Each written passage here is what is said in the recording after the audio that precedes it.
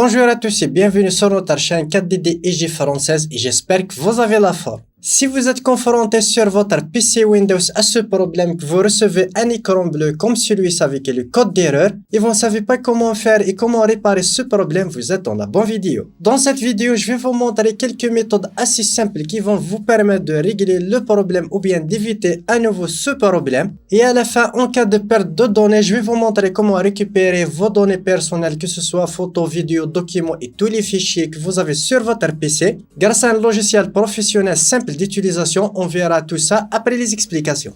Mais avant cela, n'hésitez pas à liker cette vidéo, de la partager avec vos amis, de vous abonner à la chaîne si ce n'est pas le cas et activer la cloche pour être notifié de chaque nouvelle vidéo. Et sur ce, on passe directement aux explications. La première solution consiste toujours à redémarrer votre PC, ça peut aider à résoudre le problème. Deuxième solution, c'est de vérifier les mises à jour de votre système. Assurez-vous que votre système d'exploitation Windows est toujours à jour. En effet, les mises à jour sont faites pour corriger les bugs système et ça peut résoudre le problème. Pour ce faire, vous allez sur Paramètres, on descend jusqu'à Windows Update, puis on va cliquer sur Recherche des mises à jour. Téléchargez et installez toutes les mises à jour disponibles pour le bon fonctionnement de votre système d'exploitation. Et ça peut régler le problème. Troisième solution, c'est d'effectuer une analyse antivirus. Exécutez un scan antivirus sur votre PC pour supprimer les virus et les logiciels malveillants qui peuvent causer ce problème. Si vous avez déjà installé un antivirus sur votre PC, lancez l'antivirus, faites un scan complet sur votre PC. Si vous ne disposez pas d'antivirus sur votre PC, vous pouvez installer des antivirus gratuits comme Avira, Avast, AVG ou bien d'installer un antivirus payant comme Kaspersky. Quatrième solution, vérifiez vos pilotes. Vérifiez que tous les pilotes sur votre PC sont bien mis à jour. En effet, les pilotes obsolètes peuvent causer ce problème. Allez sur le menu Démarrer puis cherchez Gestionnaire de périphériques. Vous cherchez tous les périphériques qui ont besoin d'une mise à jour. Faites une mise à jour de tous les pilotes. Cinquième solution, utilisez la commande SFC Scan Now. Dans le menu Démarrer, cherchez CMD et exécutez en tant qu'administrateur. Saisissez cette commande SFC Scan Now et lancez directement la commande.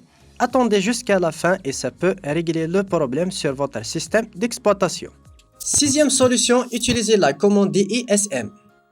Pour ce faire, ouvrez l'invite de commande en tant qu'administrateur, puis saisissez cette commande qui s'affiche à l'écran, puis exécutez la commande. Attendez un petit peu, ça prend quelques minutes et ça peut régler tous les problèmes de votre système d'exploitation. La septième solution, c'est de vérifier votre disque dur. Ouvrez l'invite de commande en tant qu'administrateur, tapez cette commande et changez la lettre de lecture par la lecture de votre disque, puis cliquez sur Entrée et attendez la fin du processus. Huitième solution, si le problème persiste, c'est de réinitialiser votre Windows. Sauvegardez tout d'abord toutes vos données importantes, que ce soit sur un disque dur externe ou bien sur un service cloud. Ensuite, utilisez un disque d'installation pour votre système, par exemple une clé USB, puis suivez les étapes d'installation pour réinitialiser votre Windows. Si vous avez réinitialisé votre Windows et que vous avez perdu toutes vos données sur votre PC, la solution est simple, c'est d'utiliser un logiciel professionnel comme 4DD IG Data Recover pour récupérer tous vos fichiers sur votre PC. Le lien de téléchargement du logiciel est dans la description, n'hésitez pas à checker le lien, télécharger et l'installer. Tenorshare 4DD IG Data Recover est un logiciel professionnel qui va vous permettre de récupérer n'importe quel type de fichier que vous avez perdu, que ce soit sur votre disque dur ou bien sur un périphérique externe tel qu'une clé USB ou bien une carte SD. Vous pouvez récupérer plus de 1000 types de fichiers, y compris des photos, vidéos, documents, audio, etc.